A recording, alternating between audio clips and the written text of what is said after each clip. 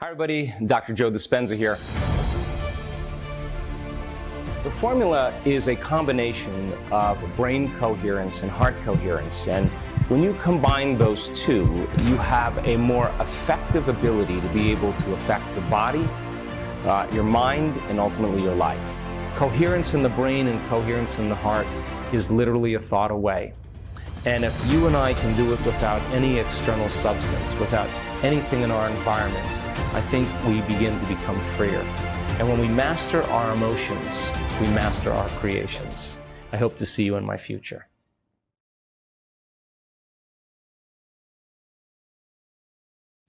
Greetings, everybody. I hope you're understanding the what and the why to this entire process. Before we teach you the final meditation in the final episode, number 12, I wanted to just construct a model of understanding so you have a greater ability to create from the field instead of from matter. And in order for us to do that, I want to talk to you about these two realms that we live in. One is called space-time, and the other one is called time-space. Now, we live in this three-dimensional reality, and this three-dimensional reality is called space-time.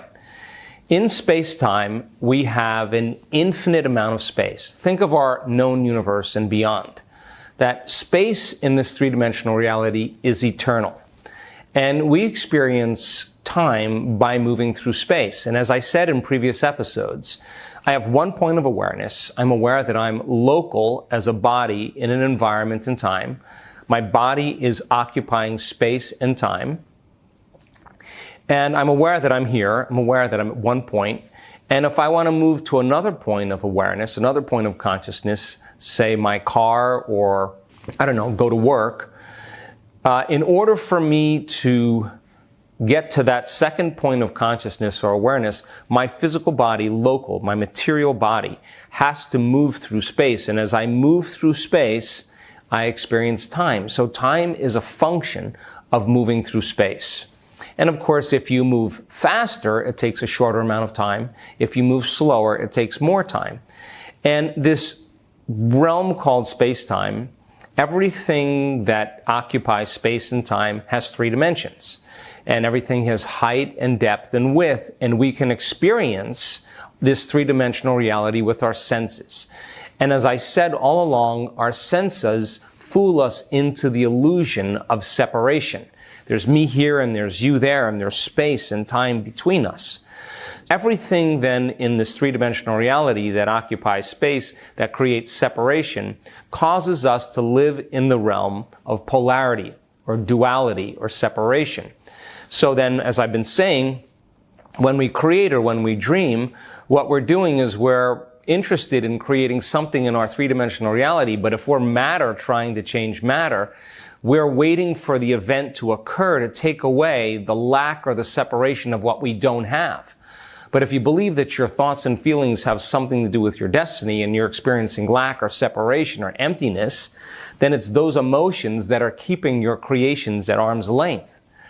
So then, if we are a body local in space and time, living in an environment, we know the environment is made up of bodies, of people, of objects, of things, and places, and we experience time as linear. We know we have a past, and there's the present moment, and we do our best to predict the future.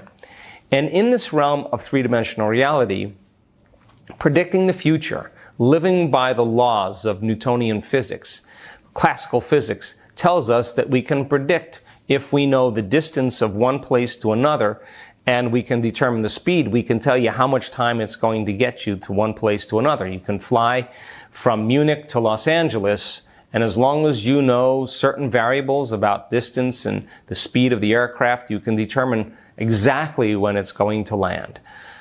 So then, everything that makes up this material world causes us to be aware that we are a body. So we're somebody. We know certain people. We are someone.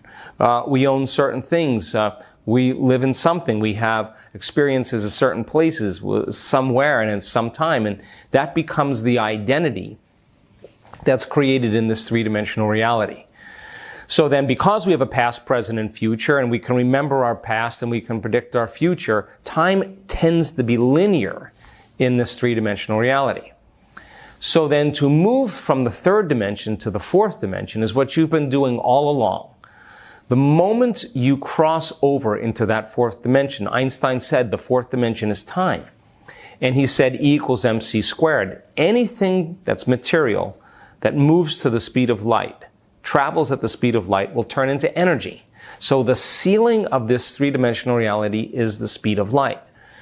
So then how do you take your body, or how do you experience this realm called the quantum if the ceiling of this reality is the speed of light? You can't take your body because it'll turn into energy. You can't take the people in your life. You can't take your cell phone. You can't take places you sleep, or the places you live, or the places you have lived, or where you work. And you can't take past and future because that's linear time. And when you've been practicing becoming nobody, no one, no thing, nowhere, and no time, you are disinvesting all of your attention and all of your energy out of this three-dimensional reality that's based on knowns, and you're putting it on the fourth dimensional reality, the quantum, the unknown. And so then the three-dimensional reality is made of material things, the material world that we define with our senses then. That realm of separation, that realm of duality, causes us to experience things as very, very significant moments in time. When you become nobody, no one, no thing, nowhere, and no time, you're saying now that you're disinvesting all of your attention and energy out of this three-dimensional reality, and you're taking it from the known into the unknown, and that's the moment you're entering the door to the quantum field. You can't enter the quantum field as a somebody. You can't take anything material with you. The only thing you can pass through that eye of the needle with is your consciousness, your awareness. And if you do that properly, as I said, you take away all the bodies, all the people, all the objects, all the things, all the places. You take away time, you take away the earth and the moons and the planets moons and the sun and the stars, everything material in the universe, you're left with a vacuum. Now, that fifth dimension that we cross through is something that creates an inverse effect. We will move from the realm of space-time to the fourth dimension of no time, that is the eternal present moment, into the realm called time-space. Now, in time-space, the opposite is actually true. This known universe of the three-dimensional reality, that the known being the predictable, all of a sudden we are now moving into the fifth dimension of reality, the unknown, the multiverse. And in this realm, there's nothing material, there's nothing physical. It is the realm of no matter or antimatter. You can't experience this realm with your senses. You experience three-dimensional reality with your senses. The quantum, or the realm of time-space, is the realm of energy, of frequency, of vibration, of information, of thought, of consciousness. There's nothing material there. It's all the wave function of quantum physics. And the wave function is possibility. Now, in the quantum, nothing is separate. There is no separation. This is the realm of oneness. This is the realm of wholeness. This is the realm of connection, of unity. There is no separation, so we have to change our thinking, because when we're there, we can't operate as a body. We can't believe that we're separate from this invisible field. So I have labored for years to get people to this point where they can get beyond themselves. And once they enter that door to the quantum field, well, then let's begin to tune in to frequencies that are possibilities. Now, in the realm of this place where all possibilities exist, and there's nothing local in space and time, there's nothing material occupying space and time. In this realm, there is no space. So if there is no space, there is no time. There's no separation between 2 points of consciousness. And if there is no space, that tiny, tiny, tiny, tiny, tiny, tiny point of singularity, that 0 point, that source, is giving life to everything physical or material. It would be the very, very center of the atom. Now, because there's no space, there can't be any time, and there's no separation between 2 points of consciousness. This is the realm of thought. And in the realm of thought, in the realm of time-space, time is eternal. There's an infinite amount of time. So think about this. If you had all the time in the world that you needed to get things done, how many things could you get done? It would only be equal to your imagination. There are infinite things you could do based on your imagination. And this is the realm of time-space, where all possibilities exist, but they're not local in space and time. It's the realm of thought. And every thought has a frequency. So then, in this realm called time-space, if you understood the realm of space-time, where there's a past, present, and future, and time is linear, take that linear set of arrows and turn it this way vertically, from horizontal to vertical, and you would see that all possibilities exist in the eternal present moment. And we move through time. We time travel in this realm by changing our frequency or our vibration. In other words, if you were at one point of consciousness in three-dimensional reality and you're going to move to another point of consciousness in three-dimensional reality, if you increase your speed, as I said, it takes a shorter amount of time to get there. If you decrease your speed, it takes you longer to get there. But there's no place to go in this realm. You're in a realm where you're connected to everything. You're the realm of thought. And in the realm of thought, there are infinite possibilities, infinite thoughts. So all we do in the realm called time-space is we don't move anywhere. We're connected to source. The only thing we can do is become aware of a thought or experience a thought, and that thought has a frequency. And if we can experience the feeling of that frequency, that thought of whatever we want, our abundance, our health, our wealth, freedom, they all exist as possibilities. So then as you change your thoughts, and you change the frequency of those thoughts, you could move through times and experience dimensions or spaces. You could experience the past, you could experience the present, you could experience the future, all simultaneously by just changing the thought and becoming aware of the frequency.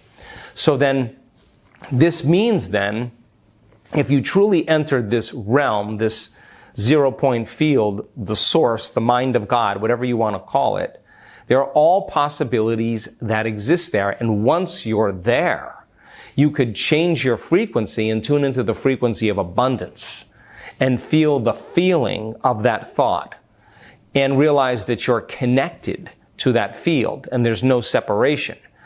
As you begin to experience the frequency of that thought, you begin to produce a vibration. Now, if you're in the realm of time-space, and all possibilities exist, then you really don't actually create anything. You become aware of a thought called your health, a thought of abundance. We'll use abundance as an example.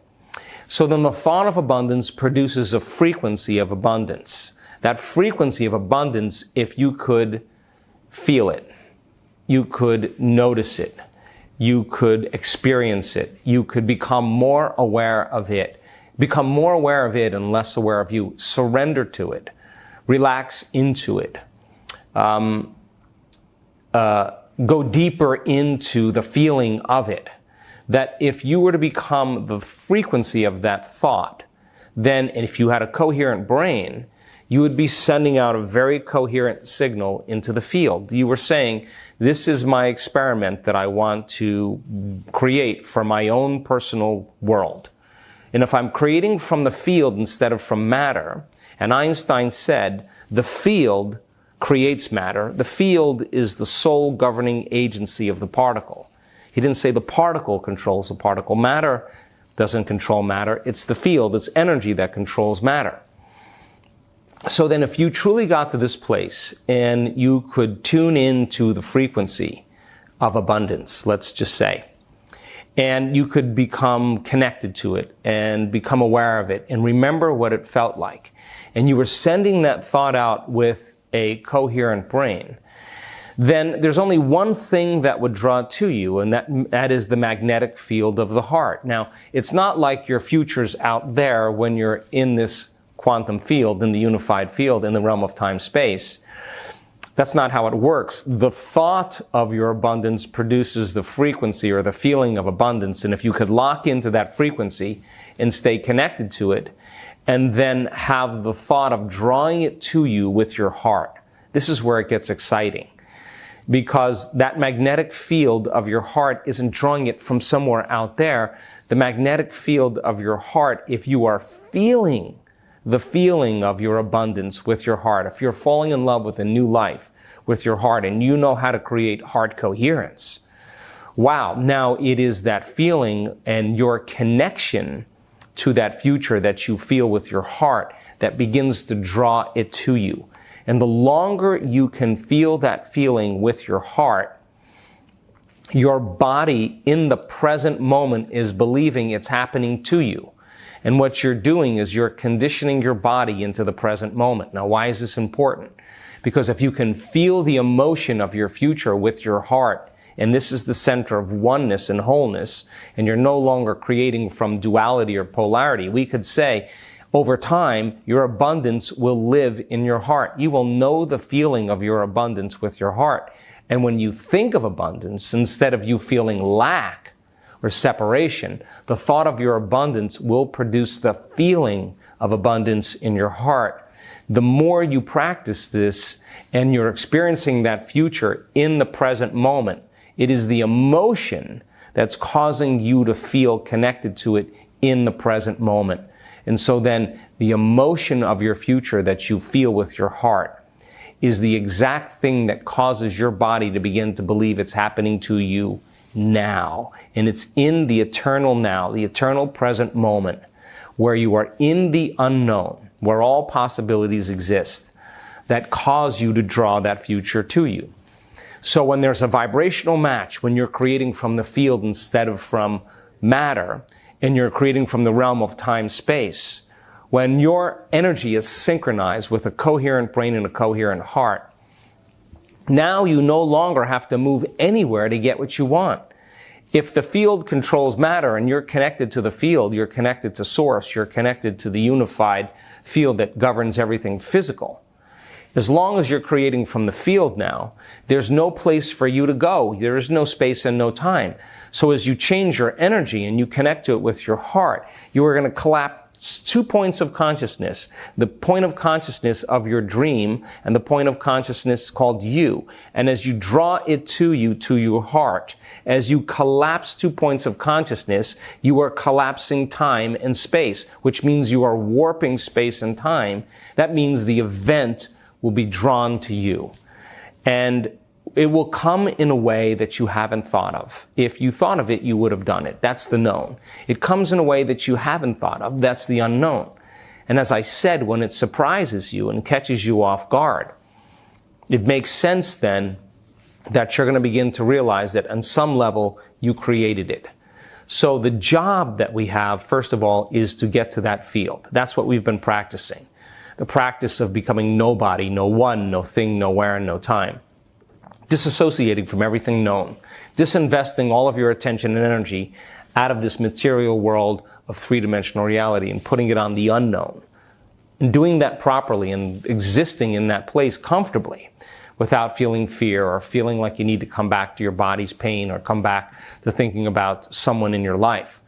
That when you can get to that point where there's brain coherence and tune into a frequency in the realm called time-space and learn how to execute with your brain and your heart, and those experiences are drawn to you, you'll begin to believe more that you're the creator of your life and less of the victim of your life. Now there's a caveat here, because you just can't do this practice and then get up from your meditation and start reacting to everyone or everything in your life.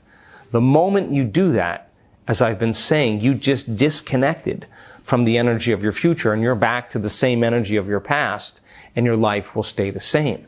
Your job is to practice it enough times that you're able to do it with your eyes open as well as your eyes closed, and to be able to stay in that energy, stay in your heart, keep your brain and heart coherent, independent of the conditions in your environment, independent of your body and independent of time. And if you can, this is when you start to see those synchronicities begin to come appear in your life.